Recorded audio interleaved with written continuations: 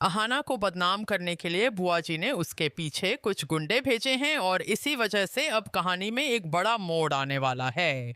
जब अपने ही इंसान आपको मिटाने की ठान लें, जब घर की दीवारों के भीतर ही दुश्मनी पनपने लगे, तो एक लड़की क्या करे? लड़े या हार मान ले? अहाना, जो इस घर की सबसे सीधी सादी और नेक दिल बहू है, एक ऐसी साजिश में फंसने वाली है जिसकी जड़ें उसके अपने परिवार तक जाती हैं। सुबह का वक्त है, घर में ढोल नगाड़ों की गूंज है, हर कोना फूलों की खुशबू से महक रहा है। दुर्गा पूजा की तैयारियां जोरों पर हैं। गुलाबी साड़ी में सजी अहाना मुस्कुराते हुए सबका काम संभाल रही है। घर वालों के चेहरों पर संतोष है। सास दुर्गा देवी गर्व से कहती हैं, देखो यही है असली बहू, मेहनती, सच्ची और दिल से भरी। लेकिन खुशियों के बीच साजिश की आंधी उठ चुकी है। घर की बुजुर्ग बुआ जी, जिनके चेहरे पर मिठास है लेकिन दिल में नफरत अहाना की बढ़ती इज्जत से जल रही हैं।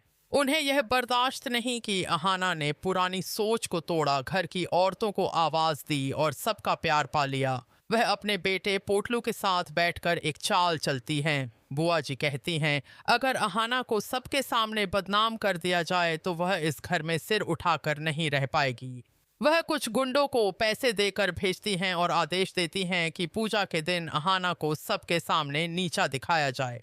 दुर्गा पूजा का आखिरी दिन आता है। पूरा मोहल्ला जगमगा रहा है। चारों तरफ हंसी, गीत और ढोल की गूंज है। अहाना मुस्कुराती हुई कहती है, माँ बस 5 मिनट में लौट आऊंगी, फूल लेने जा रही हूँ। लेकिन वे 5 मिनट उसकी जिंदगी के सबसे डरावने पल बन जाते हैं। गली में सन्नाटा है, लोग पंडाल में हैं। तभी एक आदमी सामने आता है, काले कपड़ों में, गुस्से से भरी आंखों के साथ। वह बुआ जी का भेजा गुंडा है। रास्ता रोककर कहता है, कहाँ जा रही हो बहू जी?